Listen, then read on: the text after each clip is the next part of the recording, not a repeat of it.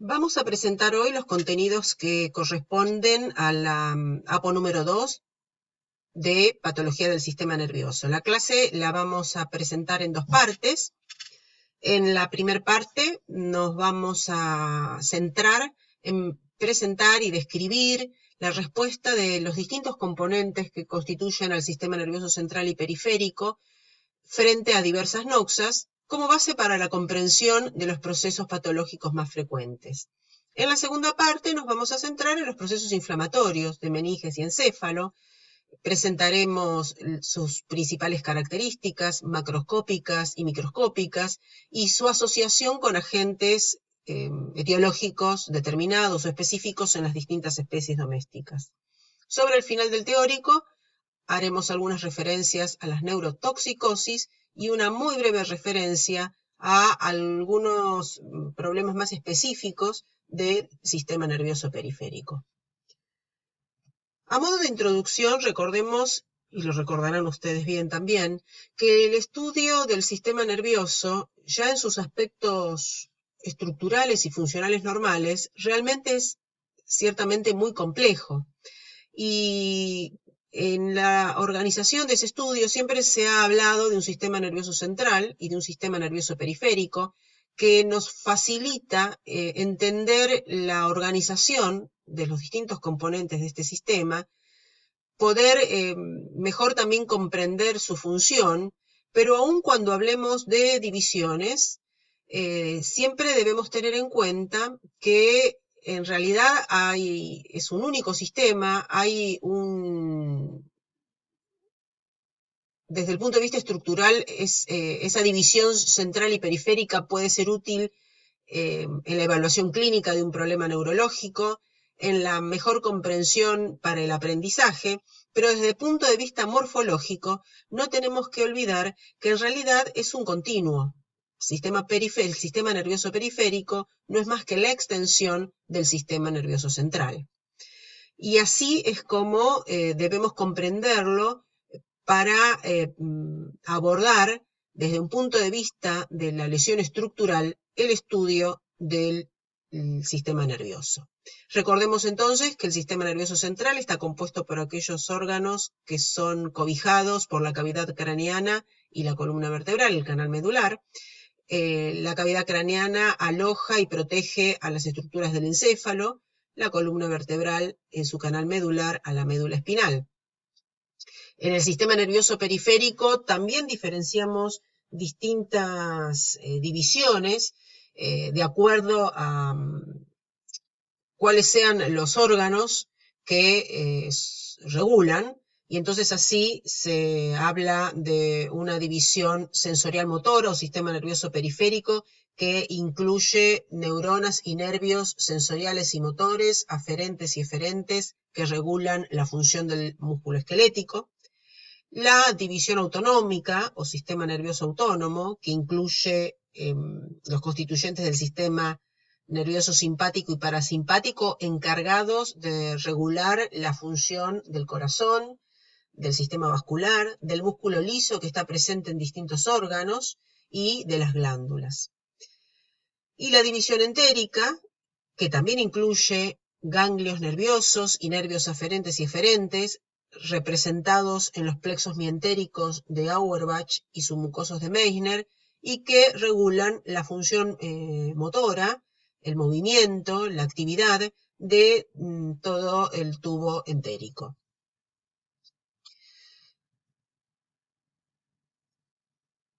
Recordemos entonces que cuando hablamos de sistema nervioso, la neurona constituye la unidad funcional y estructural de este sistema.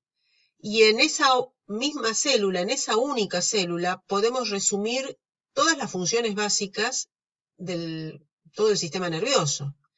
Las neuronas funcionan como realmente sistemas abiertos, reciben cierta información que es procesada en el soma neuronal y que se traduce en una respuesta o una acción que en general resulta en un efecto a distancia.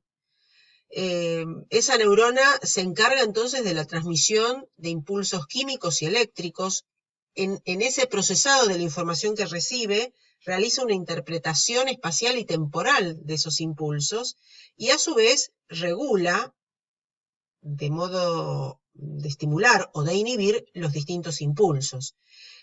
La función básica de la neurona como unidad funcional y estructural de todo el sistema en sí misma encierra las funciones básicas de todo el sistema nervioso.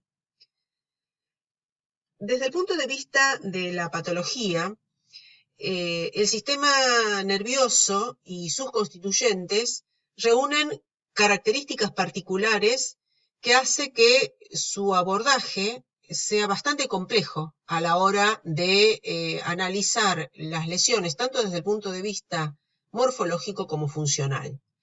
Por un lado, tenemos que recordar que las neuronas muchas veces encierran una gran extensión y complejidad.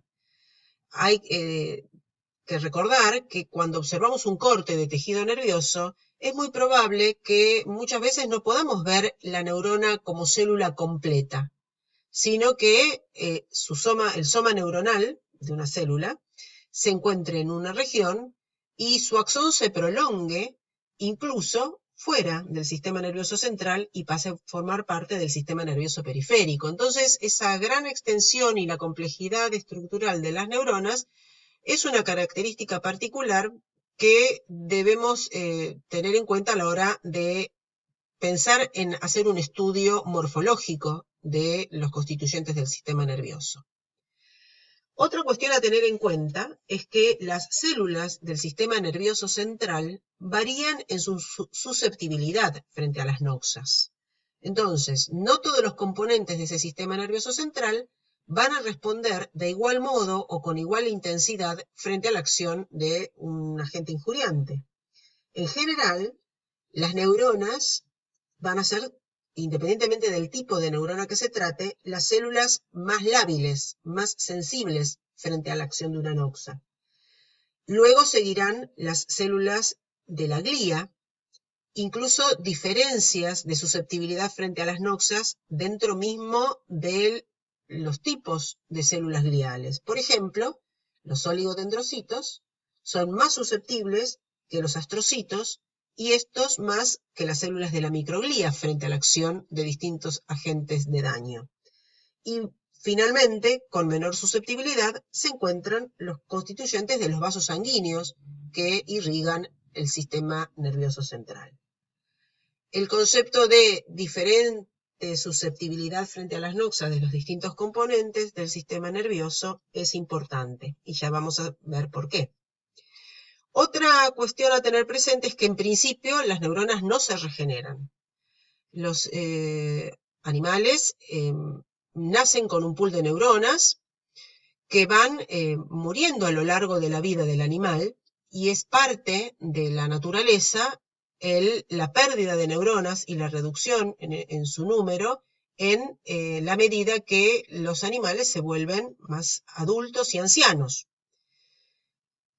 Está claro que las neuronas no se regeneran en términos generales, si bien los estudios van avanzando y tanto a nivel de distintas especies animales se va observando que existen ciertos sectores del encéfalo donde se retiene una cierta capacidad de multiplicación de neuronas y de migración de neuronas, sobre todo hacia las porciones más rostrales del encéfalo de los animales. Digamos que desde un punto de vista de la patología tradicional, el concepto que la neurona no se regenera es importante, pero que en la medida que se avanzan los estudios neurológicos, se va descubriendo cierta retención de capacidad de multiplicación en ciertas neuronas de ciertas regiones. Lo que sí es cierto es que las neuronas están estructural y funcionalmente relacionadas entre ellas. Entonces, no solo que no se regeneran, sino que de la salud de una célula neuronal depende la salud de otras células vecinas, dada las uniones transinápticas que se presentan entre distintas neuronas. La afección, la lesión en una neurona puede afectar el funcionamiento y la estructura de neuronas vecinas. Otra característica particular es qué ocurre cuando el axón o la fibra nerviosa sufre una lesión.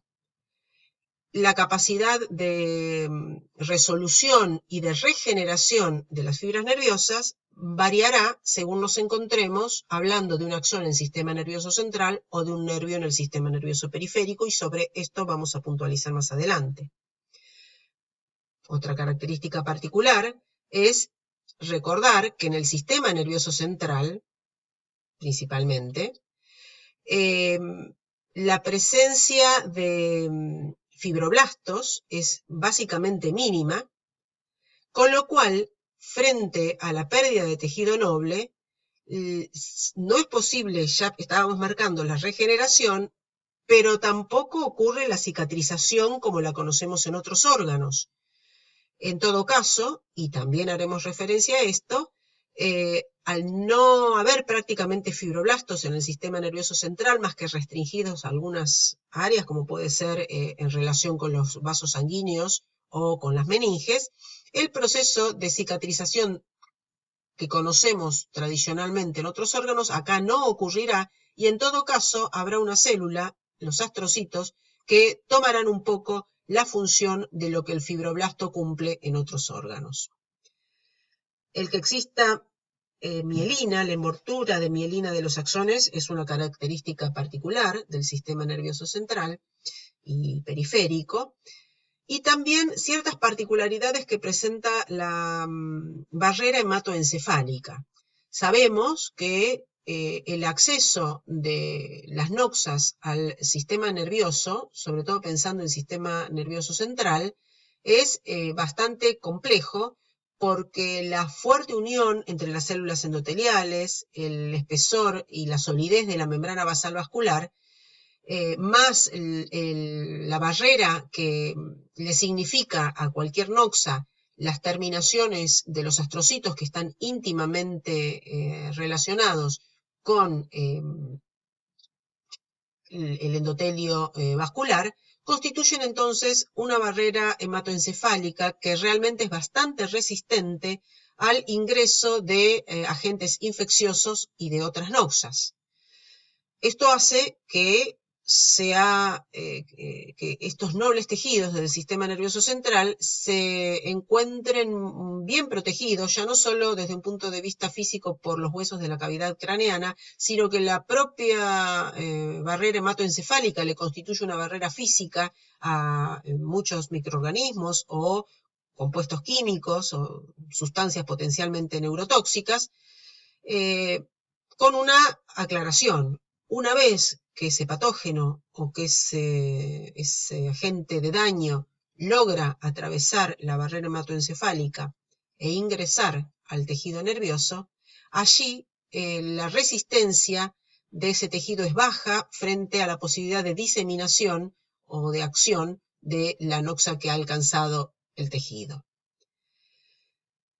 Marcábamos que la susceptibilidad de los distintos componentes del sistema nervioso central es distinta frente a una noxa determinada.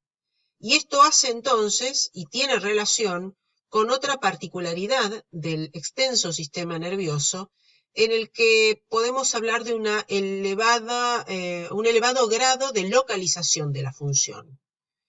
Cada sector del sistema nervioso, y sobre todo del sistema nervioso central, tiene funciones específicas para cumplir, y de su normal y de la normal conservación de su estructura depende el buen cumplimiento de esa función.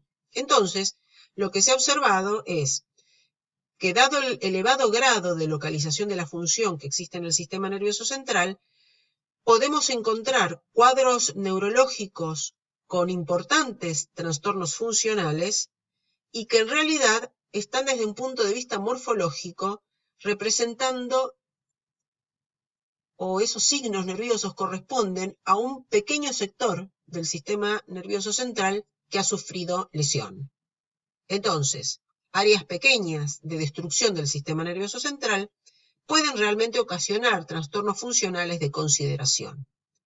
Y por otro lado, también tener presente que no todo el encéfalo, o no toda la médula, responde o tiene la misma susceptibilidad frente a una misma noxa. Frente a una determinada noxa, las regiones poseen diferente vulnerabilidad. Y esto está relacionado con la susceptibilidad, la diferente susceptibilidad de los constituyentes del sistema nervioso central frente a los agentes de daño.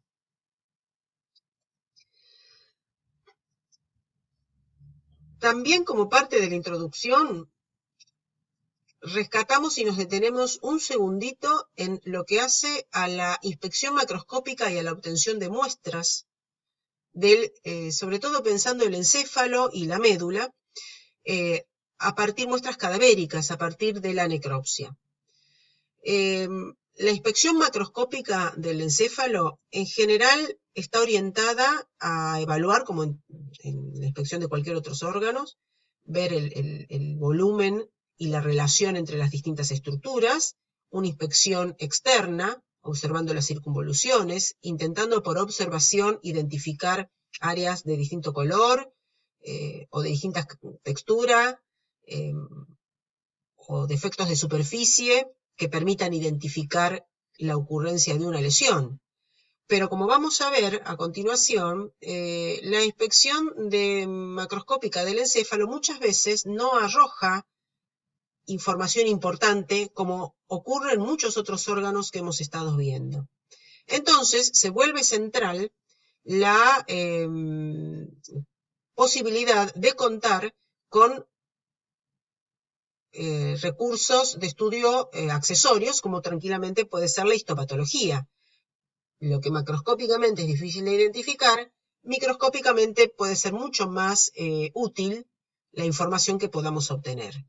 Por otro lado, si bien se pueden hacer inspección en profundidad de la masa encefálica una vez extraída en la necropsia, también es difícil evaluar en un encéfalo fresco, cadavérico, por la normal consistencia y la textura del encéfalo, es difícil realizar los cortes y poder evaluar en profundidad cómo se realiza con el resto de los órganos de la economía animal. Entonces, en general, lo que realizan los veterinarios cuando hacen sus necropsias es una observación externa y algunos cortes, pero cortes que pueden ser longitudinales o transversales, como se muestran en esta foto, pero sin desarmar el encéfalo.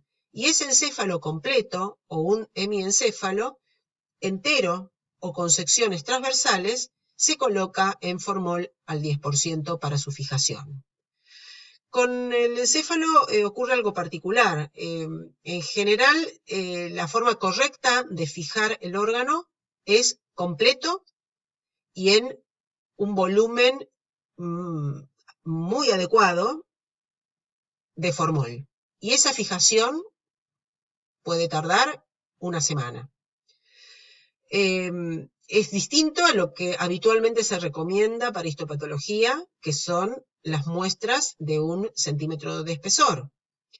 Lo más frecuente es que en la práctica diaria, los veterinarios remitan el encéfalo completo o un hemiencéfalo con algunos cortes transversales para facilitar la penetración más rápida del formol en las estructuras nerviosas.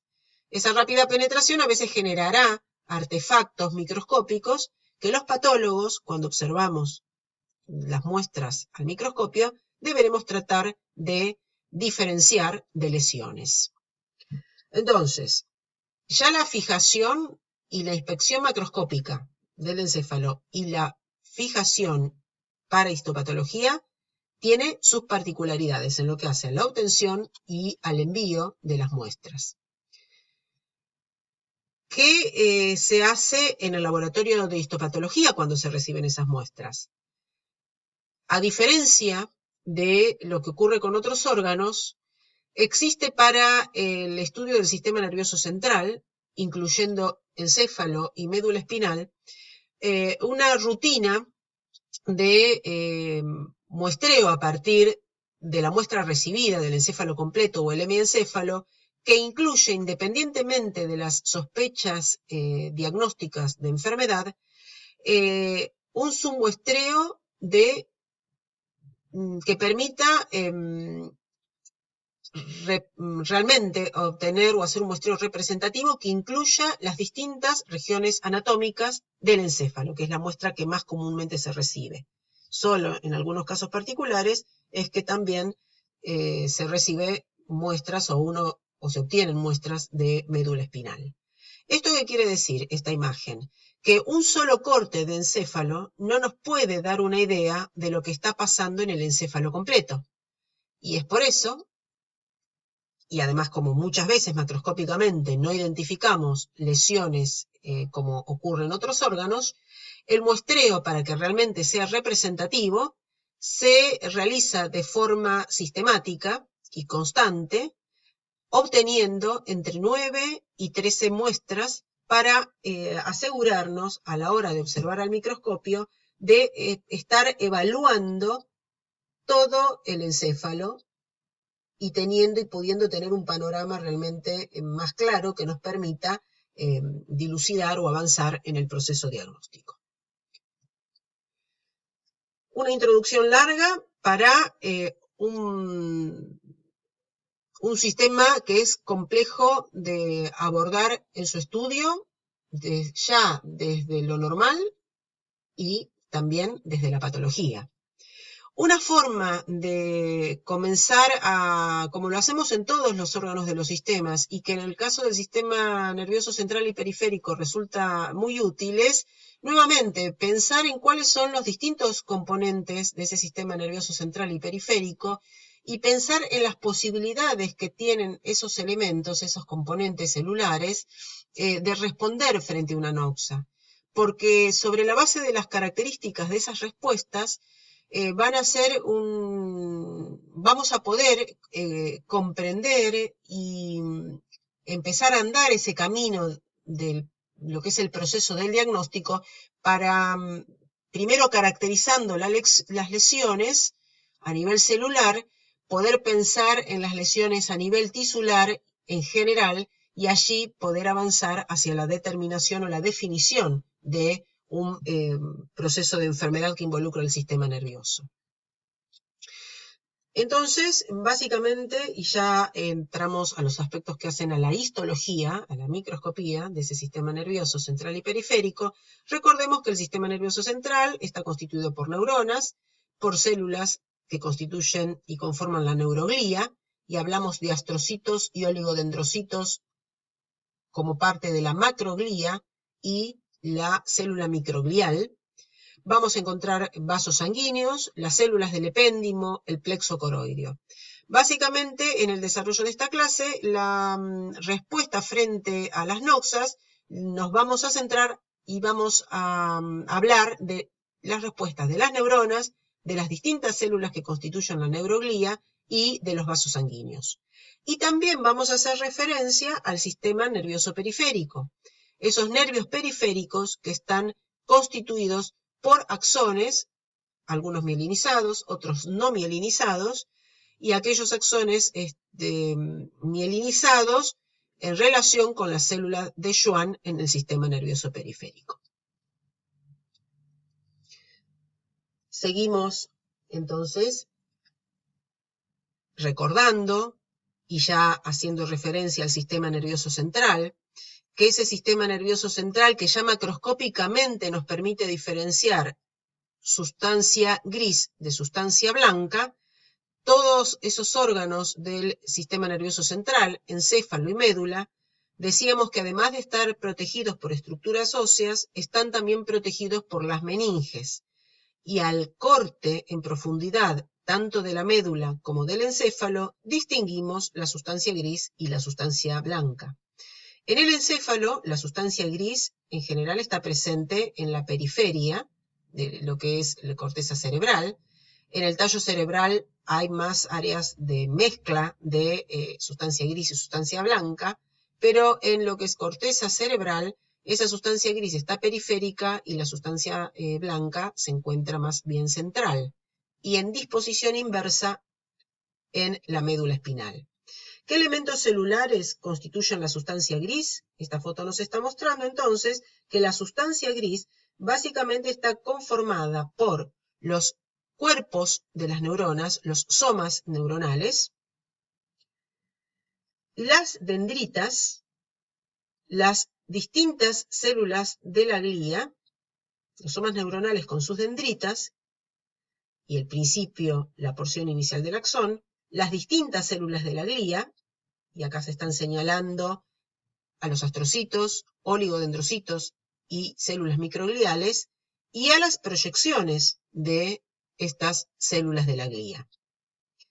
Mientras que en general, en la sustancia blanca, lo que va a predominar es la presencia de axones y mielina, abundantes oligodendrocitos, que en el caso del sistema nervioso central son las células encargadas de formar mielina, además de, en menor medida, astrocitos y eventualmente también células de la microglía.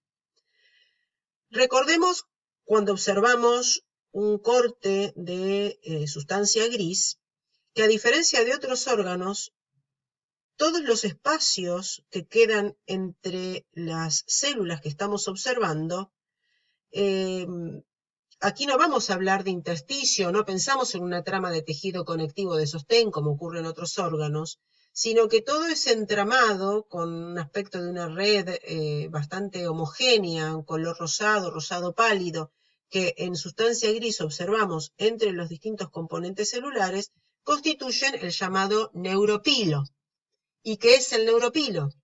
El neuropilo es la trama que actúa como soporte de los distintos componentes celulares, pero que está conformada por las propias proyecciones citoplasmáticas de las células que conforman la sustancia gris. Es decir, el neuropilo lo constituyen las dendritas y las prolongaciones citoplasmáticas de astrocitos, oligodendrocitos y células de la microglía.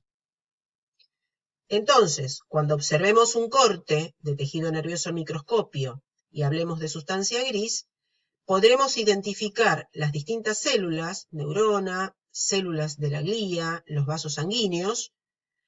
Podremos identificar, en el caso de las neuronas, su núcleo y su citoplasma, en el caso de las células de la glía, solo sus núcleos, con las tinciones normales de hematoxilina y eosina, y todo el espacio que observamos entre una célula y otra, vamos a hacer referencia al neuropilo.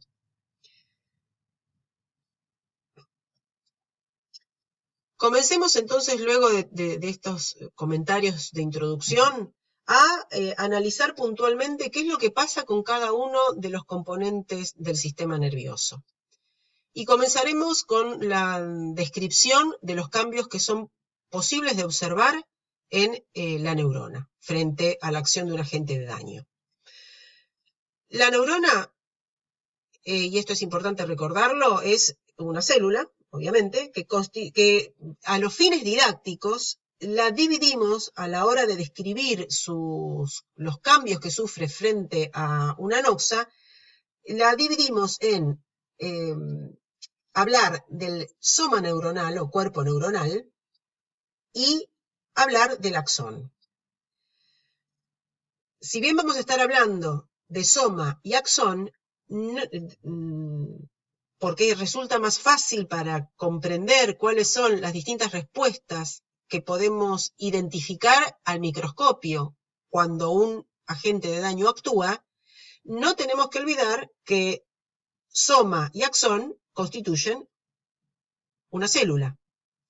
Y que entonces, si algo ocurre probablemente importante, algún daño importante ocurre en el soma neuronal, eso va a repercutir en la integridad del axón y viceversa.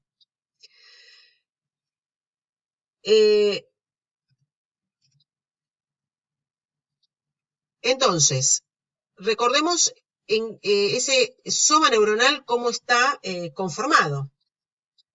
Como cualquier otra célula, un núcleo grande con un nucleolo evidente, y un citoplasma, donde acá estamos recordando las distintas organelas presentes como en cualquier otra célula, con la particularidad que a los filamentos citoplasmáticos que se encuentren se los describen como neurofilamentos y microtúbulos, y sí una particularidad que queremos o quiero recordar de este soma neuronal, que el retículo endoplásmico rugoso, las neuronas son muy ricas en retículo endoplásmico rugoso porque es en el soma neuronal donde se sintetizan todas las proteínas necesarias para el funcionamiento y la vida de la célula. Ese retículo endoplásmico rugoso en las neuronas se dispone de un modo particular, donde los sacos del retículo endoplásmico se agrupan y constituyen la llamada sustancia de Nissl. Luego el resto de las organelas son similares a las de cualquier otra célula. Es bastante habitual encontrar pigmento lipofucsina en el soma neuronal y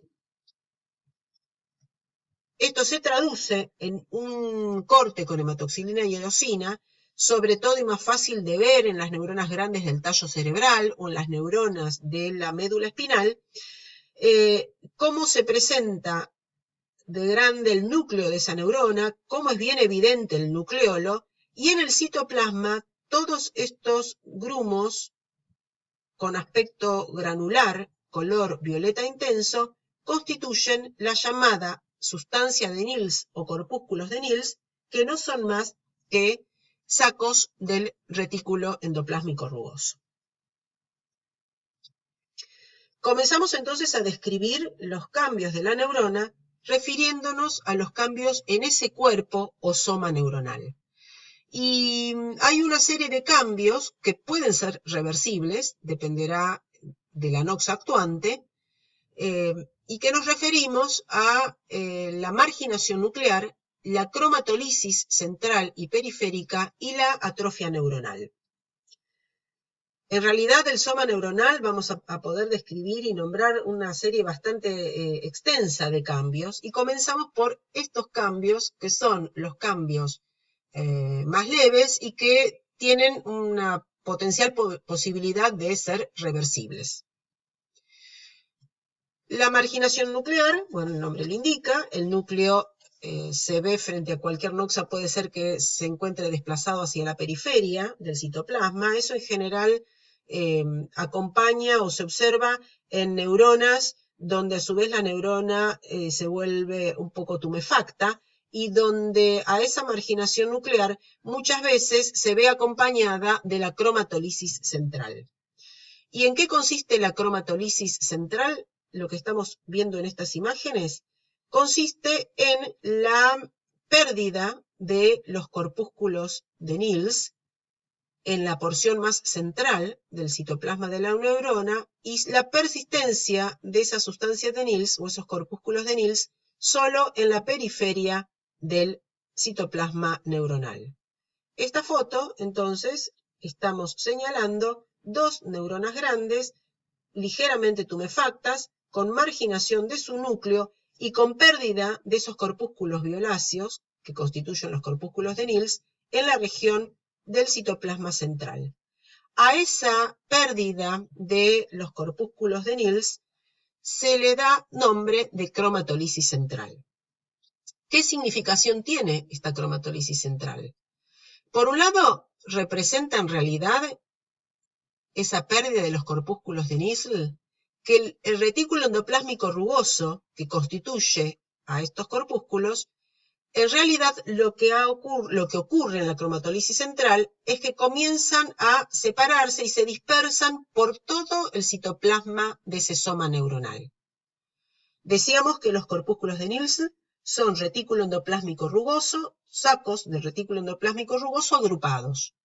En la cromatolisis central, esos sacos del retículo endoplásmico rugoso, en vez de disponerse conformando corpúsculos de Nils, comienza a separarse y a dispersarse en todo el citoplasma de la neurona. ¿Qué significación tiene? Decíamos, esta reacción cromatolisis central, lo que nos indica cuando la observamos en el soma neuronal, es que ha habido algún daño a nivel del axón de las neuronas. Se considera la cromatólisis central como una reacción axonal y representa una respuesta adaptativa anabólica. Esa sustancia de Nils que se dispersa implica que entonces ese retículo endoplásmico rugoso se vuelve activo en la síntesis de proteínas y proteínas estructurales necesarias para la restauración de un axón que ha sufrido daño. Normalmente el citoplasma de las neuronas, decíamos, presentan las mismas organelas que cualquier otra célula, pero particularmente el soma neuronal, en situación de cromatólisis central, se vuelve muy rico en ribosomas libres, lisosomas y mitocondrias. También hay un aumento de neurofilamentos y un aumento en la actividad de ese retículo endoplásmico rugoso en la síntesis de proteínas celulares estructurales. Y en esta situación donde se asume con esta imagen celular que hay un daño a nivel axonal, lo que reduce, decíamos, hay un cambio en el metabolismo celular, hay una disminución en la síntesis de neurotransmisores. Se prevalece en esta célula la función de síntesis de proteínas estructurales y, desde el punto de vista metabólico, esa célula disminuye su actividad metabólica. La cromatólisis central es un cambio entonces significativo y que lleva a una posibilidad de interpretación. Y es un cambio que puede ser reversible, en la medida que la producción de proteínas colabore o resuelva ese daño axonal, puede ser un cambio reversible o puede preceder a la muerte celular o a la atrofia de la célula en forma permanente. La atrofia celular, la atrofia de la neurona, que es otro de los cambios que nombrábamos, implica, como en cualquier atrofia, una reducción del volumen de esa neurona. Es un cambio que puede ser normal en un animal adulto y anciano. Lo que decíamos hoy, en la medida que la edad avanza, las neuronas van sufriendo atrofia y mueren. Pero también es un cambio que se espera en situaciones donde ha habido pérdida de las conexiones sinápticas entre las neuronas. Y esto en la introducción habíamos nombrado que de la buena salud de una neurona depende la buena salud y funcionamiento de neuronas vecinas, siendo que existe conexiones sinápticas también entre neuronas, se habla de conexiones transinápticas. Entonces, puede ser que la atrofia neuronal sea un cambio permanente frente a la pérdida de conexiones sinápticas. O también cuando el axón sufre degeneración y hay fallas en esa regeneración que estábamos describiendo en relación con la cromatólisis central, y entonces esa falta de flujo axoplásmico que no solo lleva y trae estímulos, sino también nutrientes al soma neuronal, contribuya a la reducción del tamaño de la neurona. Entonces, marginación nuclear, cromatólisis central y atrofia neuronal son cambios que, dependiendo de las posibilidades de restauración o regeneración del daño que pueda haber sufrido un axón o la propia célula, pueden ser reversibles o pueden preceder a la muerte celular. Otro de los cambios en el cuerpo neuronal, y que es importante a la hora de caracterizar desde un punto de vista morfológico los procesos de lesión del sistema nervioso central, es la necrosis neuronal aguda o también llamada degeneración aguda eosinofílica. ¿Y en qué consiste este cambio? Es el cambio similar a una necrosis coagulativa de las células individuales que describimos en otros órganos. En la necrosis neuronal aguda, las neuronas tienden a retraerse, se vuelven fuertemente acidófilas, su citoplasma, y los núcleos, sus contornos se vuelven ligeramente irregulares, la célula retraída, y el núcleo de la neurona sufre cambios de condensación de la cromatina, pignosis, cariorexis y cariólisis. Esa degeneración aguda eosinofílica, esta necrosis neuronal, puede terminar en la licuefacción de la neurona sin participación de macrófagos, y es una reacción, en general, frente a la isquemia. Entonces, en situaciones de hipoxia, encontraremos necrosis neuronal individual, en situaciones de hipoglucemia, pero también en infecciones virales y en cuadros de deficiencias o de intoxicación. Por ejemplo, es muy evidente la necrosis neuronal en cuadros de deficiencia de tiamina, bastante frecuente en los rumiantes, o en intoxicación por sal, en las distintas especies domésticas, sobre todo en el cerdo, o en los cuadros de intoxicación accidental con órganos mercuriales. En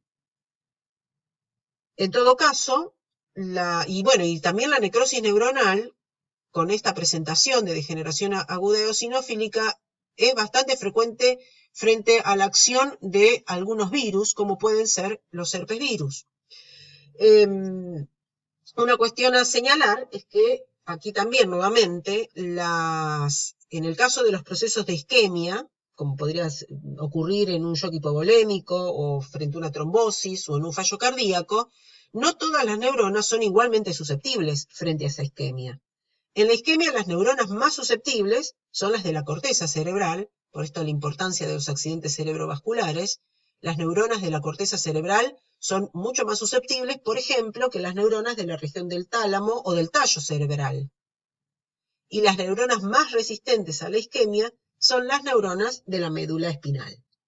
En todo caso, entonces, aquí en la imagen estamos resaltando las características microscópicas de esta necrosis neuronal de células individuales, degeneración aguda eosinofílica, a veces también por la tinción fuertemente rosado intensa de la neurona se la denomina neurona roja, y muchas veces ese cambio de necrosis neuronal, cada flecha que está señalando en una imagen a menor aumento neuronas que han sufrido esta necrosis neuronal y que toman ese aspecto de neurona roja, muchas veces esa necrosis neuronal va además acompañada de un halo incoloro perineuronal, que estamos observando en este caso, y de un aspecto esponjoso del neuropilo, de todo ese entramado o esa red de prolongaciones celulares que conforman y arman un sostén a los cuerpos de las neuronas. Esta imagen entonces nos está mostrando la lesión de necrosis neuronal, pero todo este aspecto esponjoso del neuropilo que implica y se describe como edema del neuropilo, edema intracelular, y los halos incoloros alrededor del soma neuronal que supone la tumefacción de las prolongaciones de los astrocitos, de los procesos astrocíticos. En el teórico pasado se describió las distintas formas de edema que podemos encontrar en el sistema nervioso, y hablar de edema del neuropilo implica un concepto completamente diferente al tradicional concepto de edema que tenemos para otros órganos, donde el fluido se acumula en espacios intersticiales. Aquí en el sistema nervioso central, y lo mismo ocurriría ya tanto en encéfalo como en médula espinal, hacíamos referencia a que no existe intersticio, y en esta sustancia gris, esa idea de intersticio la constituye el neuropilo, que representa o que está conformado por todas las proyecciones citoplasmáticas de las distintas células de la glía y las dendritas de las neuronas. Entonces, esta imagen de un tejido nervioso apolillado o esponjoso, como se lo describe también o se lo denomina también estatus esponjoso del neuropilo, implica una retención de agua dentro de las propias células de la glía. por eso se habla de un edema del neuropilo o edema intracelular. En general, muchas veces esta imagen del edema del neuropilo y de la tumefacción de astrocitos que da esta imagen de halo incoloro alrededor del cuerpo de las neuronas, acompaña a la necrosis neuronal individual. Luego sabemos que como tejido, la necrosis de todo el tejido nervioso conforma la descripción de la necrosis licuefactiva, a la que también llamamos malasia.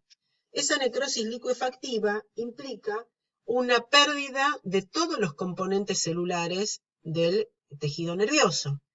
Y esta imagen nos está mostrando un evento de necrosis licuefactiva, un proceso malásico que es frecuente de ver en los rumiantes, en este caso en un bovino, la llamada necrosis cortical laminar, donde a menor aumento podemos ver una desintegración de las capas más superficiales de la corteza, la capa submeningia, inmediatamente el daño subcortical y la pérdida de las neuronas subcorticales, y luego, si todo lo que muestra la imagen es todo sustancia gris de la región de la corteza cerebral, aquí estaría comenzando la sustancia blanca, luego en las capas más profundas de esa sustancia gris, lo que estamos pudiendo observar es un aspecto más pálido, un aspecto esponjoso de las capas más profundas de la corteza cerebral, que está sufriendo necrosis licuefactiva, es decir, pérdida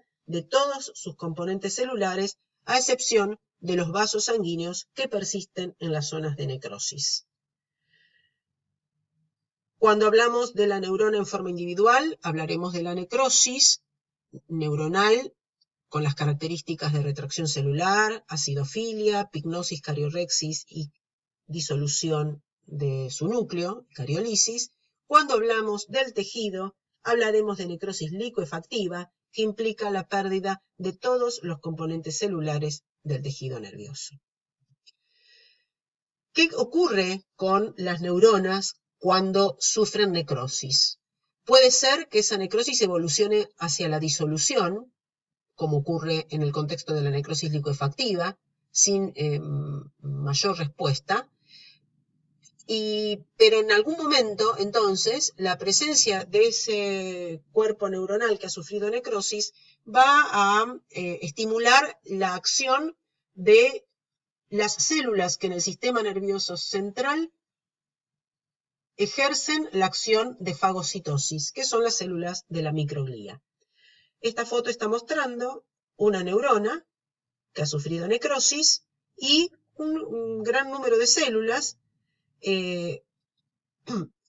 Algunas de estas células son células de la microglía que cuando las encontramos sobre un cuerpo neuronal que ha sufrido necrosis, asumimos que se trata de un proceso de neuronofagia. No es una figura frecuente de ver, pero sí entonces vale la pena conocer que ocurrida la muerte celular de una neurona, ocurrida su transformación y su expresión como necrosis, las células de la glía serán las encargadas de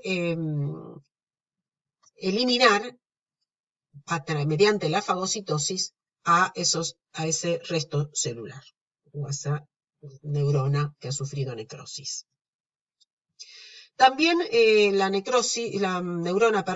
soma neuronal, podemos observar muchas veces, en algunas circunstancias, mejor dicho, vacuolas en el citoplasma. Y esas vacuolas son a veces difícil de interpretar, pero pueden presentarse bajo distintas circunstancias. Puede ser que en procesos de hipoxia comiencen a observarse muy pequeñas vacuolitas translúcidas y múltiples en una neurona. Pero cuando estas vacuolas son más evidentes, afectan sobre todo determinados sectores del encéfalo, vuelven al citoplasma de esa neurona, lo vuelven con un aspecto de burbujas, burbujeante, En ese caso, la presencia de esta llamada degeneración vacuolar puede ser la manifestación morfológica de enfermedades bastante complejas, como son las enfermedades de acúmulo lisosomal, de las que ya también hicimos referencia, en la que los animales, ya sea a veces por condiciones de base hereditaria o a veces en cuadros de intoxicación, es decir, o por condiciones adquiridas, se produce una deficiencia enzimática de aquellas enzimas que metabolizan hidratos de carbono y lípidos, y en ese caso, entonces, frente a la deficiencia de enzimas metabolizantes de hidratos de carbono y de lípidos, esos compuestos hidrocarbonados o también lipídicos comienzan a acumularse en exceso en los lisosomas. Por eso es que en conjunto a estas enfermedades se las denomina enfermedades del almacenamiento lisosomal.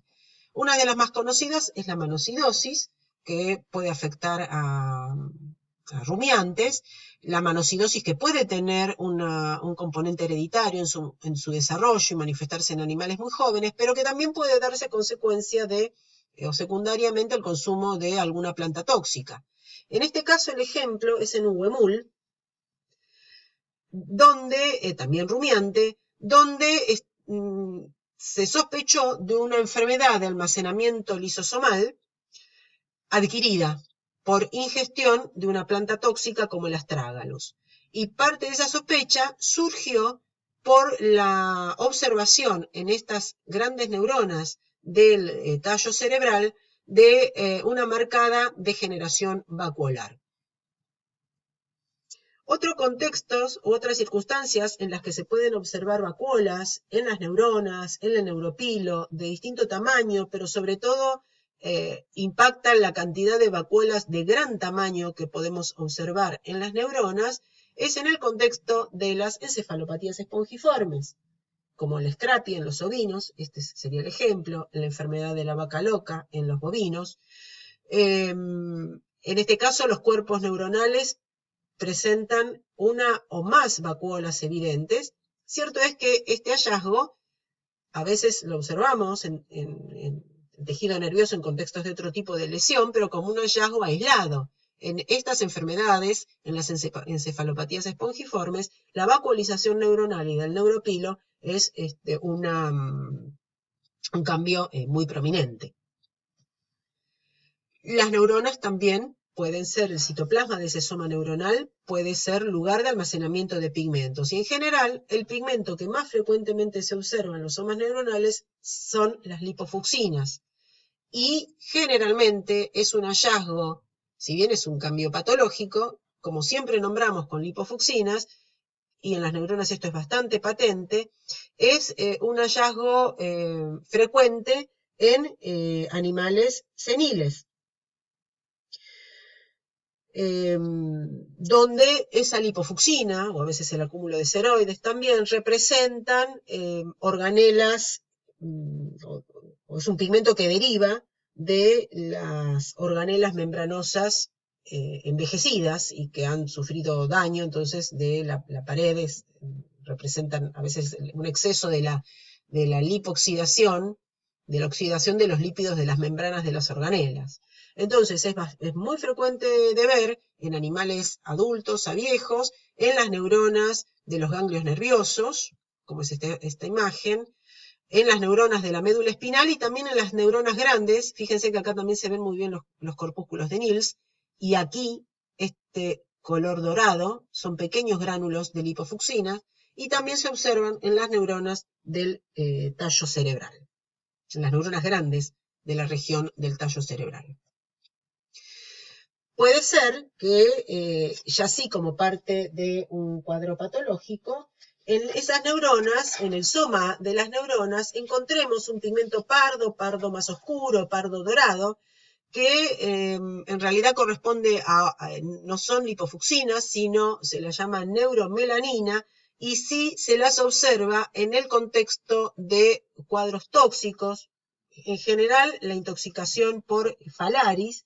Aquí el ejemplo, la microfotografía, es una intoxicación por Phalaris en un buey, pero es más frecuente encontrar esta neuromelanosis en la intoxicación por Phalaris en ovejas. donde donde este pigmento neuromelanina se acumula generalmente en también la zona del tallo cerebral y fuera de lo que es encéfalo puede también encontrarse, por ejemplo, en el epitelio tubular. Y es un pigmento que se encuentra en las etapas tempranas, en las lesiones más tempranas de este cuadro tóxico. Aquí, por ejemplo, estamos mostrando en la zona de tallo cerebral, colículos anterior y posterior de un bovino, el acúmulo, cómo puede ser que el acúmulo de esa neuromelanina en el soma neuronal sea tan abundante que lleve también a un cambio de color, y se lo ve de un color grisáceo, verde grisáceo, en las zonas del tallo cerebral, en este caso en el mesencéfalo, colículo anterior y posterior, que son las regiones donde más suele presentarse este pigmento visible en lesiones tempranas. Por último, y para terminar con la descripción de la respuesta frente a las noxas del soma neuronal, podemos hacer referencia a la posibilidad de la presencia de cuerpos de inclusión viral en las neuronas. Ya vamos a ver cuando describamos o hagamos referencia a las encefalitis, que las encefalitis virales son un capítulo importante dentro de la patología veterinaria y en muchas ocasiones ciertas familias de virus tienden a desarrollar el cuadro de inflamación y a dejar su señal a través de la presencia de cuerpos de inclusión viral. Y la búsqueda de esos cuerpos de inclusión viral y su hallazgo, más que la búsqueda, el hallazgo de los cuerpos de inclusión viral en contexto de ciertas encefalitis, ayuda mucho a una definición diagnóstica, a una mayor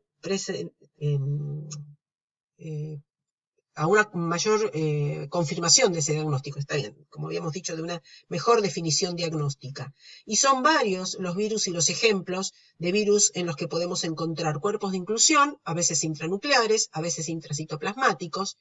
Como siempre, cuando hacemos referencia a cuerpos de inclusión, es importante identificar la localización, porque va de la mano de los grupos de virus y las características de su presentación. En este caso, la imagen está mostrando el núcleo de un astrocito, y también lo podríamos ver en una neurona. En este caso, el ejemplo está puesto en un astrocito, pero podría ser en una neurona de un cuerpo de inclusión intranuclear. Este es el ejemplo de una infección bastante frecuente en nuestros bovinos, alfa herpes virus bovino. Esta es una neurona de Purkinje, una célula de Purkinje del cerebelo, en una infección en un bovino por el virus de la rabia, donde los cuerpos de inclusión de los virus de la rabia son intracitoplasmáticos. Y estamos viendo el famoso cuerpo de Negri, es así, recibe el nombre del cuerpo de inclusión del virus de la rabia, en el citoplasma de una célula de Purkinje del cerebelo. Pasemos ahora a describir los cambios que ocurren en el axón, prolongación de la neurona en el sistema nervioso central y prolongación de la neurona, y los encontramos en el sistema nervioso periférico, constituyendo el nervio periférico. Así como describimos una serie importante de cambios que podemos encontrar en los somas de las neuronas, en el caso de los axones, ya sea el axón en el sistema nervioso central o en los presentes y constituyentes del sistema nervioso periférico, en realidad describimos un único cambio que frente a una injuria a las noxas puede ocurrir en el axón. Y ese cambio se denomina degeneración valeriana. ¿Cómo definimos la degeneración valeriana? Es el cambio que ocurre en un axón mielinizado luego de un daño focal agudo.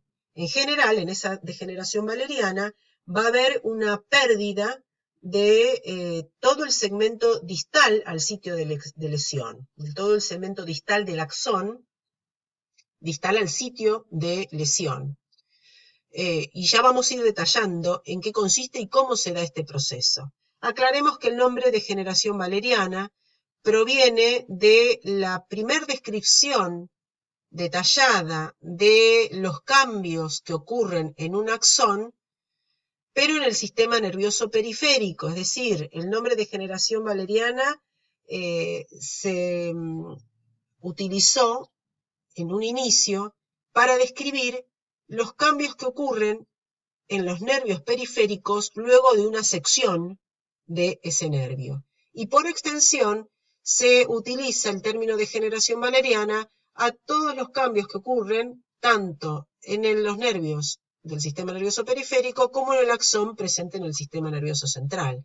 Porque el cambio en sí mismo es el mismo y vamos a ver que lo que varía según nos encontremos en sistema nervioso central o periférico es la evolución de esa lesión y su resolución.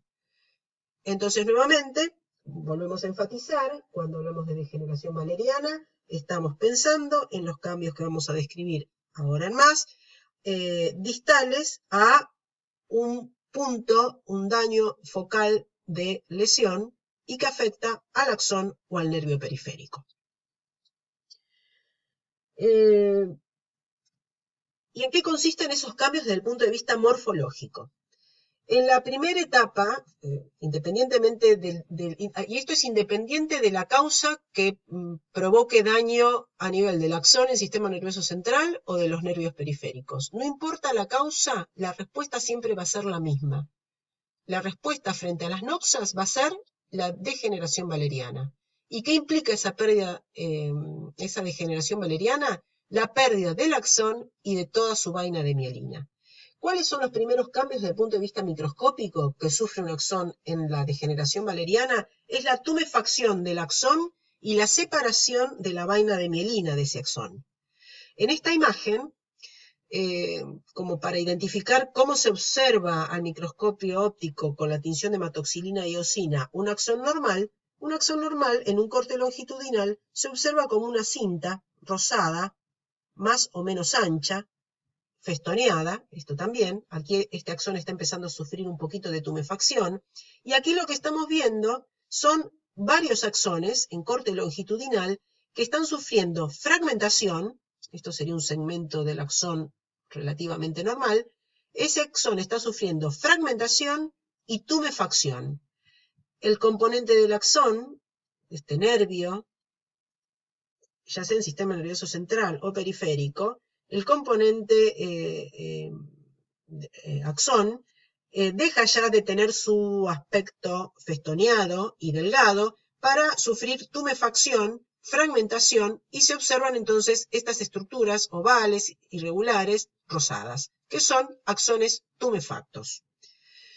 ¿Cómo evoluciona esta lesión?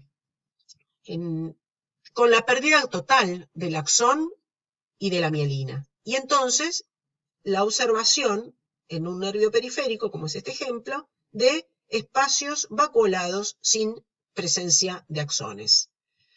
En el inserto está colocado un corte de un nervio, con todas sus fibras nerviosas. Todas las fibras nerviosas que se observan de un color rosado, muy próximas una de otras, de un contorno irregular, los núcleos de las células de Schwann, y en un nervio periférico sí podemos encontrar núcleos de origen mesenquimático, pero lo que llama la atención de este nervio son estos espacios cavitarios donde se ha perdido todo el axón y la mielina. En esto, desde un punto de vista estructural, estos son los cambios que podemos identificar en una degeneración valeriana.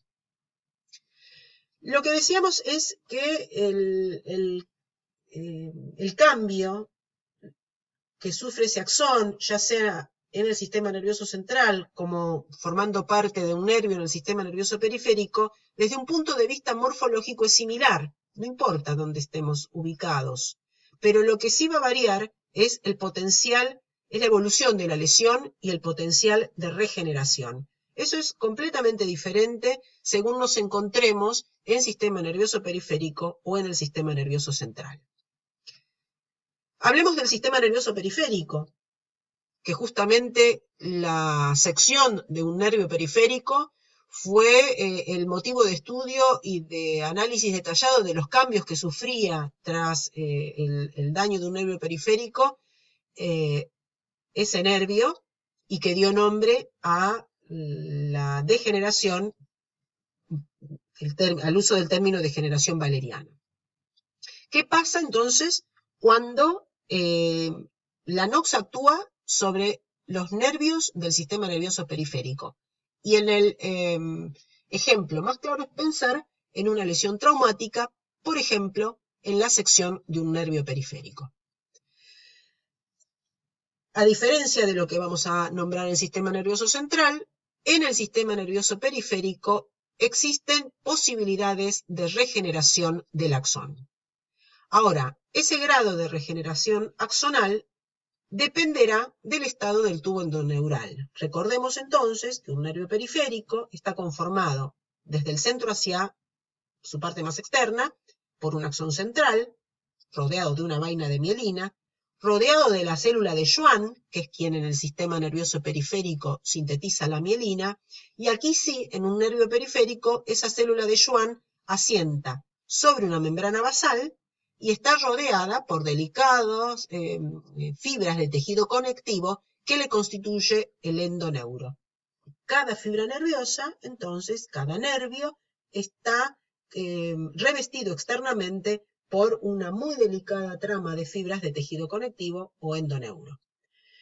En la medida que la membrana basal y el tejido conectivo del endoneuro persistan, la regeneración axonal podrá llevarse a cabo con muchas más probabilidades de éxito que si en la sección de ese nervio se han perdido todos los componentes del tubo endoneural.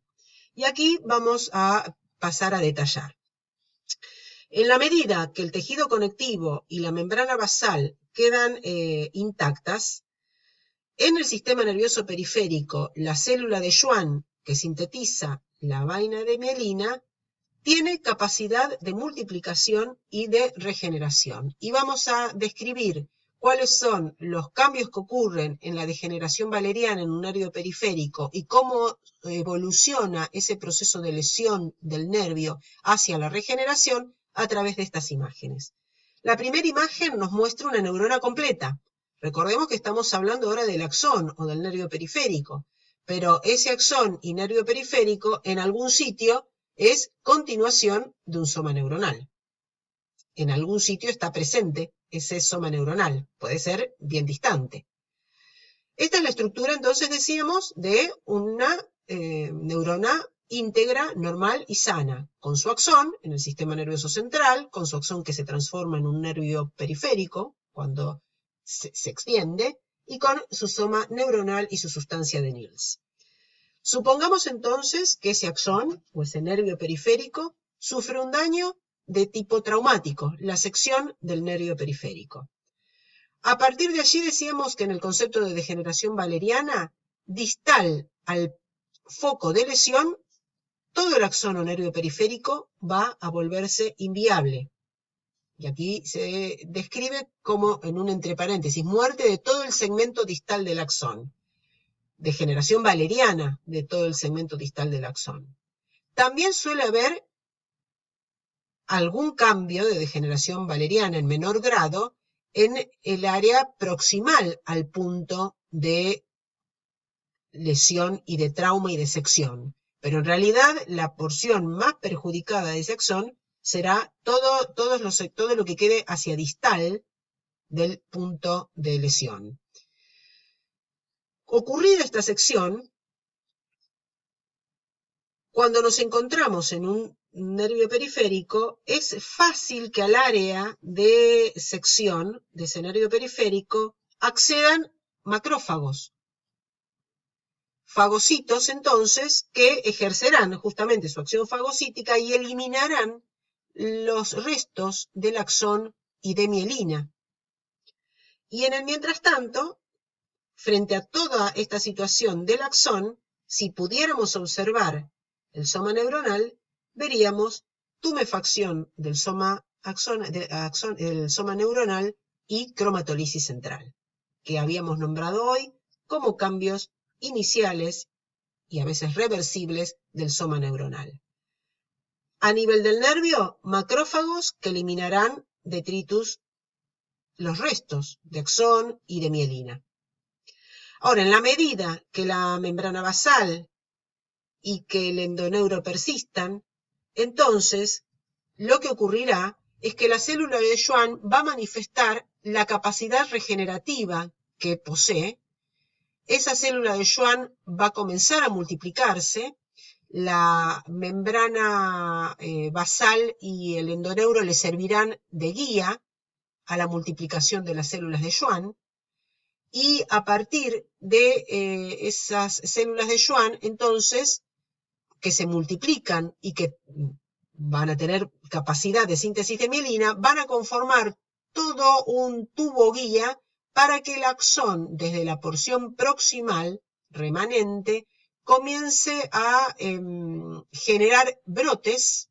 Muchos de esos brotes axonales van a desaparecer, no van a seguir proliferando, y uno de esos brotes va a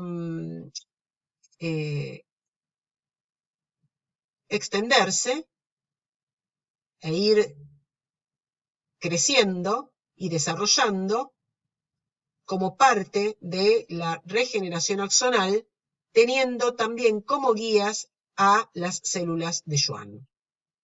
Con el tiempo, ese brote consigue completar y alcanzar el área de inervación que cubría. Las células de Schwann van a sintetizar mielina, el soma neuronal volverá a recuperar sus características normales. Durante toda esta etapa ese soma estuvo muy activo en la síntesis de proteínas estructurales necesarias para la regeneración del axón, y con el tiempo este axón en un nervio periférico podrá regenerar ad integrum y no solo recuperar su estructura morfológica, sino también su función. Este es el proceso de evolución que entonces, de no haber extensas complicaciones, ocurrirá frente a la sección de un nervio. Por supuesto que en el sistema nervioso periférico ocurre que si la distancia entre el segmento del axón dañado y el segmento que ha quedado intacto es muy amplia, si ha habido daño de la membrana basal y del endoneuro, lo que va a proliferar allí va a ser, como ocurre en otros órganos, tejido fibroso, y entonces en ese caso sí la regeneración va a ser imposible. Porque van a llegar los macrófagos, degradarán los restos celulares, pero con la pérdida del endoneuro y de la membrana basal, no va a haber posibilidades de una multiplicación ordenada y sostenida de las células de Schwann, y el proceso se va a resolver con una cicatrización, una fibrosis y una pérdida de la funcionalidad de esa neurona.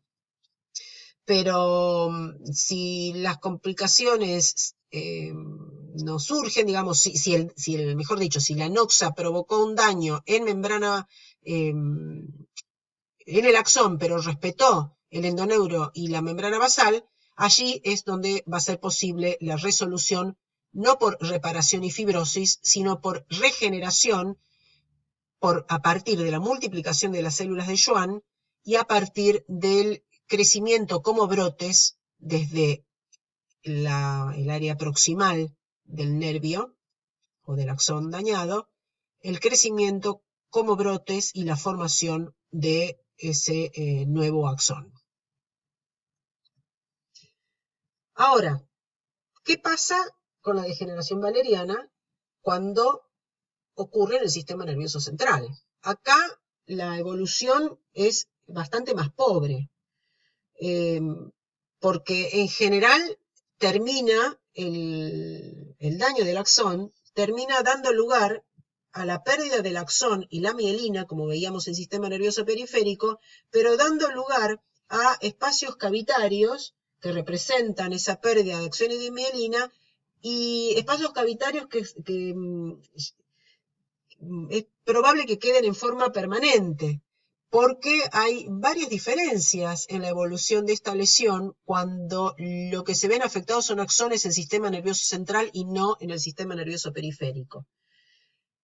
Por varias razones. Por un lado, la barrera hematoencefálica tan fuerte impide una llegada rápida de macrófagos sanguíneos al sitio de lesión. Entonces, el tejido, el axón en el sistema nervioso central, esos restos de axón, ese axón dañado, solo va a poder ser eliminado a partir de la acción fagocítica de las células de la microglía. Y las células de la microglía trabajan mucho más lentamente que un fagocito sanguíneo que pudiera llegar al área de lesión. Por otro lado, la mielina, en el sistema nervioso central, es sintetizada por los oligodendrocitos. Y los oligodendrocitos, lo vamos a mencionar, no tienen capacidad de multiplicación como la capacidad de multiplicación que expresan las células de Schwann. Entonces, toda la evolución de la lesión es mucho más lenta la posibilidad de remoción de los detritus de axón y mielina, es mucho más lenta y es mucho menor la capacidad de un oligodendrocito de sintetizar mielina, y es muy probable que en zonas donde hay degeneración valeriana en el sistema nervioso central, la lesión evolucione hacia lo que se describe como cicatrización astroglial, o sea, toda el área de axones dañados tiende a empezar a ser ocupada por astrocitos. Astrocitos que en el sistema nervioso central cumplen en cierta forma la función de una célula intersticial. ¿Dónde puede llegar a verse este tipo de degeneración valeriana y sobre todo de desarrollo de cicatrización astroglial? Es más probable que esa cicatrización por astrocitos sea más factible de ver en médula espinal o en regiones del tallo cerebral. Entonces, la degeneración valeriana, como la estábamos definiendo, implica una pérdida de mielina, pero secundaria a un daño del axón. También entonces podría llamarse como un proceso de desmielinización secundaria, donde la mielina en todo caso se pierde posterior al daño axonal. Y es lo que estábamos describiendo. En general, esta desmielinización secundaria o degeneración valeriana es el resultado de una lesión traumática, que puede ser una lesión difusa en el sistema nervioso central, como una compresión, una contusión, un estiramiento excesivo de la fibra nerviosa. Y dejaríamos la lesión traumática del nervio periférico, que ahí sí corresponde al verdadero concepto o a la verdadera denominación de origen de degeneración valeriana. En todo caso, ya estemos en sistema nervioso central o en sistema nervioso periférico, la idea es que la pérdida de la mielina es secundaria a la pérdida del axón. El sistema nervioso central, quizás sería más correcto no denominar degeneración valeriana, sino hablar de desmielinización secundaria.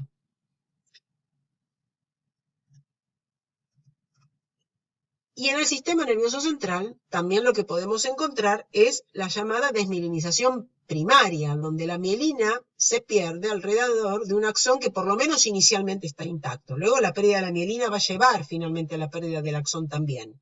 Pero en la desmielinización primaria, el daño primario ocurre en la mielina. Y entonces acá puede haber distintos factores que lleven a pérdida de mielina.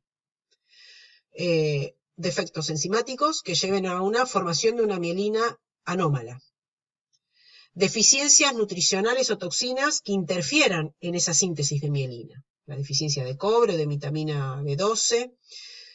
Infecciones virales. El ejemplo del virus del distemper canino es un ejemplo muy interesante porque ese virus, el distemper o moquillo canino, provoca desmielinización primaria por más de un mecanismo. Por un lado puede ser que afecta directamente al oligodendrocito y a su capacidad de síntesis de mielina. daña el oligodendrocito no puede sintetizar mielina. Pero también, y lo nombramos acá mismo, el virus genera pérdida de la mielina por una destrucción inmunomediada, otro mecanismo. O también puede ser que ocurra una pérdida de la mielina en contextos de edemas citotóxicos. Entonces, diferenciamos en este caso dos conceptos: desmielinización secundaria, a la que podemos llamar también degeneración valeriana en el sistema nervioso central, donde la mielina se pierde a consecuencia de un daño primario sobre el axón, o desmielinización primaria, cuando el axón inicialmente se encuentra intacto y el agente de daño, virus, toxina, deficiencia nutricional, defecto enzimático, lo que afecta es la síntesis o la integridad de la mielina en forma primaria.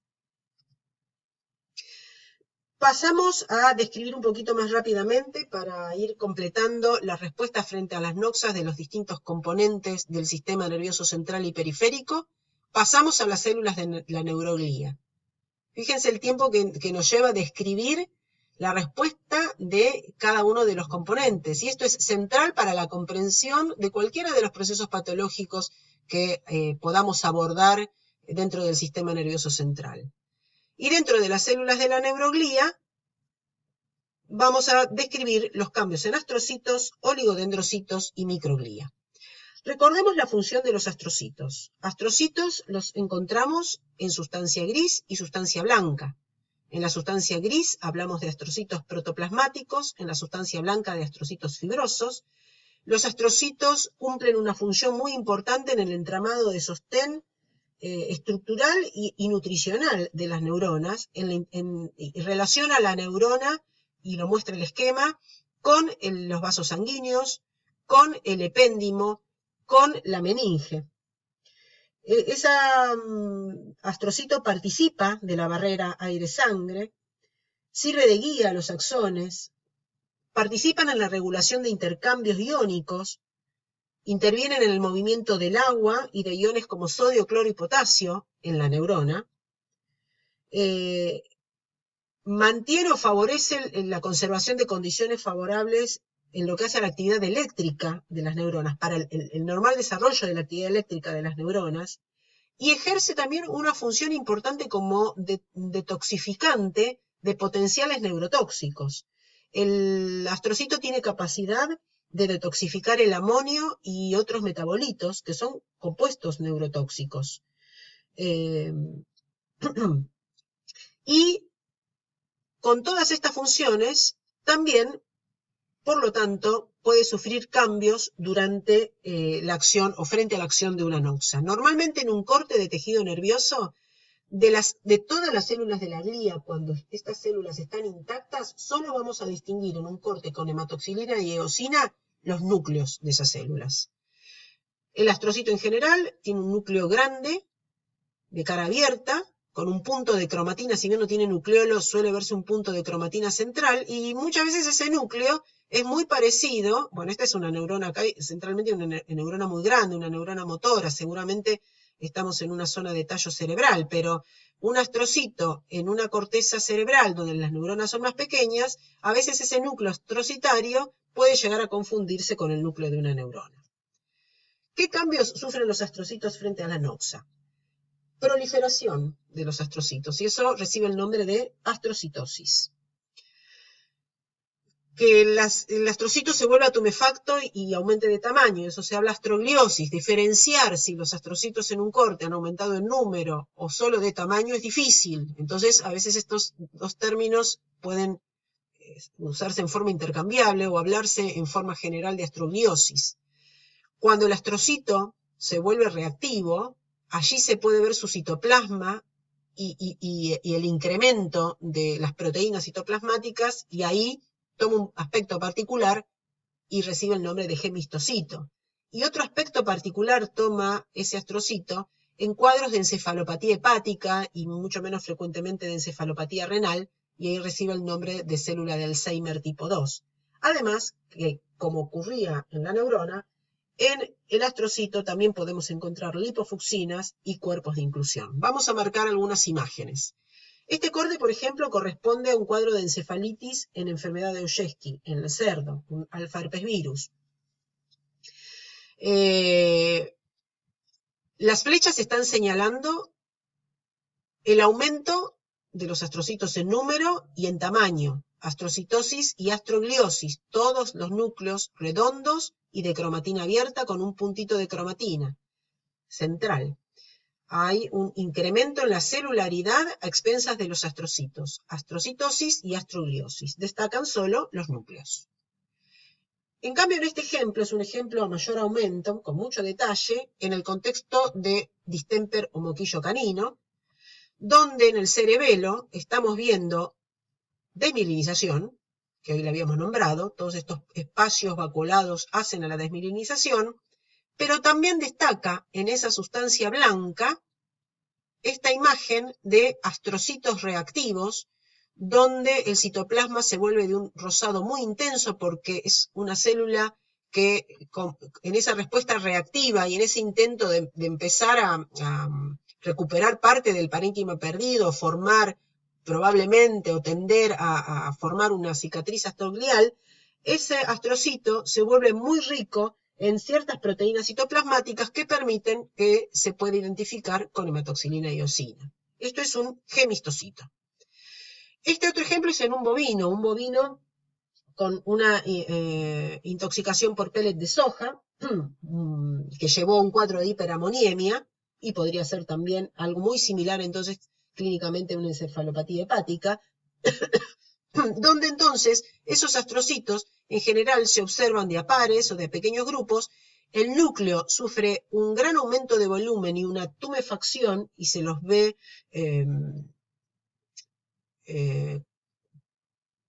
hinchados y grandes y pálidos, y además se observa un pequeño halo incoloro que indica tumefacción y edema intraastrocitario, y en este caso representa el astrocito que ha incorporado agua y amonio en su célula y toma este aspecto de un núcleo muy tumefacto. Y ahí recibe el nombre de células Alzheimer tipo 2. El astrocito, y hoy lo habíamos nombrado también, expresando y mostrando un gran cuerpo de inclusión intranuclear.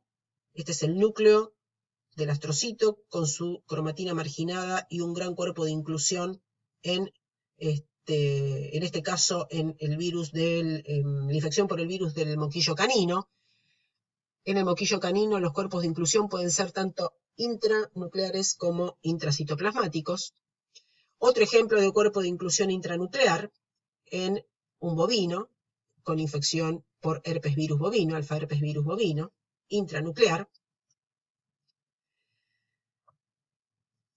Todas imágenes distintas en el astrocito que son todas factibles de interpretación y que pueden orientar hacia distintos procesos de enfermedad. ¿Qué pasa con las células de la oligodendroglía? Los oligodendrocitos. Recordemos que los oligodendrocitos también los tenemos presentes en sustancia gris y sustancia blanca. En sustancia gris, en general, están ubicados cerca de los cuerpos neuronales como célula satélite perineuronal, y en la médula, encargado el oligodendrocito de la síntesis de mielina, formando parte de interfascicular, digamos, oligodendrocito interfascicular. El oligodendrocito es una célula más difícil de ubicar en un corte de tejido nervioso.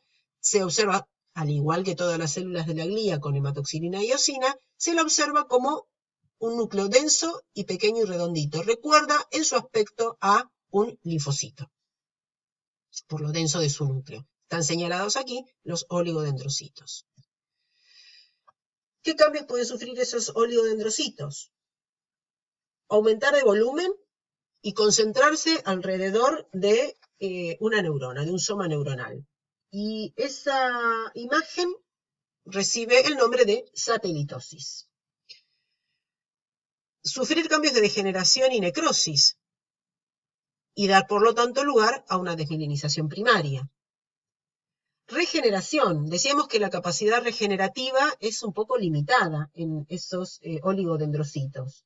En realidad hay un sistema de células de reserva indiferenciadas que son capaces de asumir en cierta medida esa función de regeneración. Entonces, la regeneración va a depender un poquito de la presencia de estas células precursoras indiferenciadas para que se exprese. Y en los oligodendrocitos también podemos encontrar cuerpos de inclusión viral en ocasiones, como sería en el contexto de estas mismas virus del moquillo. ¿Qué está mostrando la foto? Una figura que esa es mucho más sencilla y muy frecuente de encontrar en los cortes de tejido nervioso, que son una neurona en necrosis, lesión neuronal aguda, necrosis neuronal individual, y varias células de la glía, en principio oligodendrocitos, que están constituyendo esta imagen de satelitosis. Entonces puede ser que estén presente alguna otra célula, pero en principio la satelitosis es la presencia de mayor cantidad y de tumefacción de esos oligodendrocitos que ya normalmente se encuentran en proximidad de una neurona. En cuadros de lesión se vuelven tumefactos y más numerosos y los ubicamos en proximidad del soma neuronal. ¿Y qué pasa finalmente con la célula de la microglía? La célula de la microglía es la representante del sistema fagocítico mononuclear en el sistema nervioso central. Es más abundante en sustancia gris y tanto en la sustancia gris como en la sustancia blanca se va a encontrar en mayor número en proximidad de los vasos sanguíneos. Como célula representante del sistema fagocítico mononuclear, además de su capacidad de fagocitosis, es entonces, digamos, cumple una función, es la célula efectora en situación de inmunidad primaria.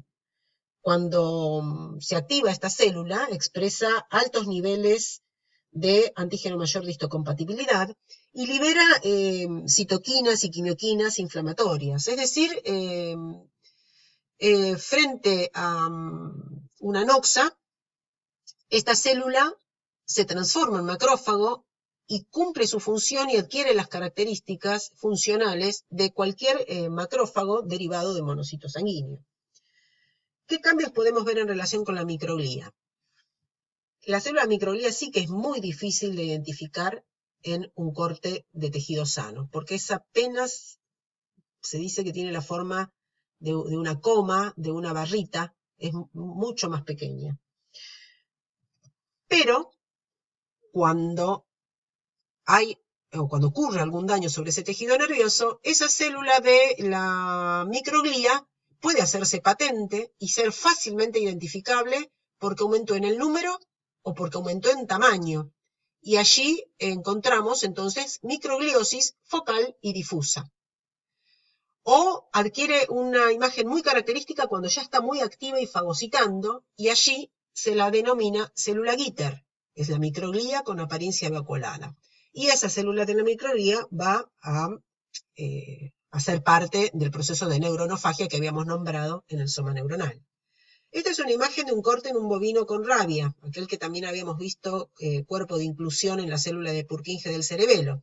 En este caso, en otras áreas del tejido nervioso, lo que fue muy evidente fue la presencia de estos nódulos gliales, es decir, grupos de células de la microglía evidentes que en el caso del contexto de la rabia se llama nódulo de Babés.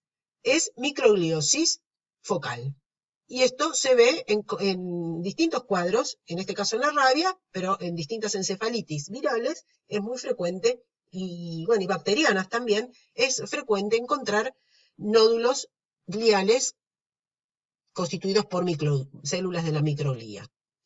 Esta es una imagen muy característica cuando esa célula de la microglía ya adquiere capacidad fagocítica.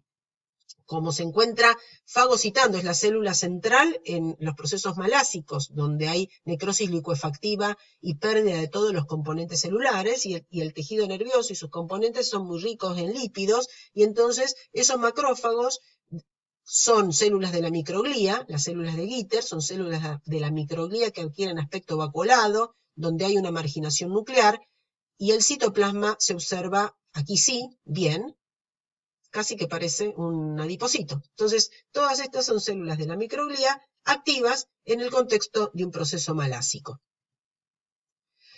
Y lo que nos queda entonces para terminar con la respuesta frente a las noxas, tanto de los componentes del sistema nervioso central como del sistema nervioso periférico, es hacer referencia a los cambios que ocurren en los vasos sanguíneos. Uno de los cambios más importantes y que orientan y muy frecuente de ver en los procesos de encefalitis, y que entonces son cambios que orientan hacia ese diagnóstico de encefalitis, es lo que se denominan manguitos perivasculares. ¿En qué consisten esos manguitos perivasculares? Los manguitos perivasculares son células inflamatorias que se acumulan en mayor o menor cantidad y ocupan el espacio de Virchow-Robin. ¿Recuerdan el espacio existente casi virtual entre la adventicia de los vasos sanguíneos y la pía madre?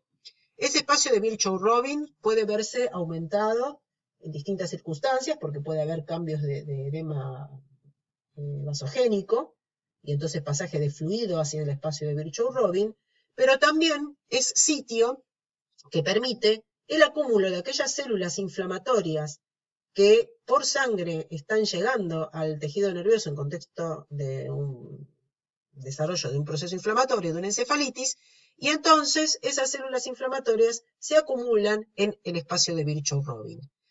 La calidad, las características de las células inflamatorias nos permitirán ir definiendo y caracterizando o el tipo de célula inflamatoria presente nos va a permitir caracterizar un proceso inflamatorio en el encéfalo, y esta imagen entonces la denominamos manguitos perivasculares.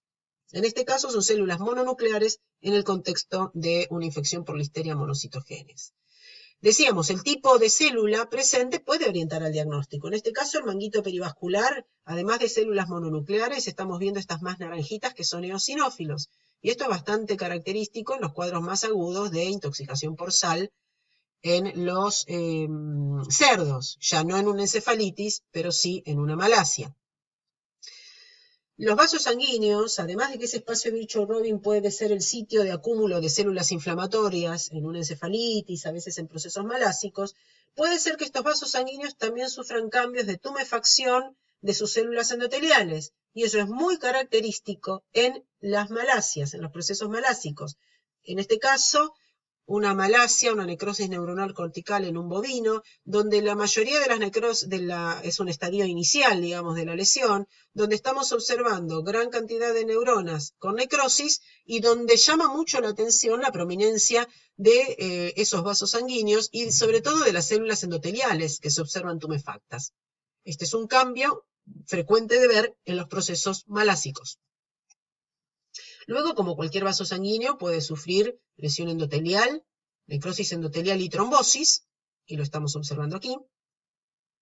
Un trombo en un vaso sanguíneo y la afluencia de células inflamatorias en el espacio de Virchow-Robin, en este caso neutrófilos, en una encefalitis supurativa por Streptococcus suis, y un vasito más alejado con un manchoncito violeta que si lo observáramos en mayor detalle, corresponde a un puntilladito violáceo que representa un émbolo bacteriano.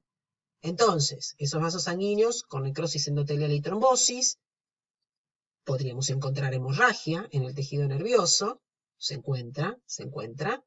Podríamos encontrar entonces émbolos y lo que describíamos el edema vasogénico con aumento del espacio de Virchow-Robin, que es lo que mostramos en esta foto. Ese edema vasogénico se traduce en este aumento del espacio, a veces cuesta diferenciarlo de artefactos al momento de preparar el tejido para la observación microscópica, pero un poco por el contexto de la lesión, entonces implica el pasaje de fluido a través de la barrera hematoencefálica y se acumula en ese espacio de Virchow-Robin que pasa a ser un espacio real y patente. Y este mismo espacio es el que va a dar alojamiento a las células inflamatorias.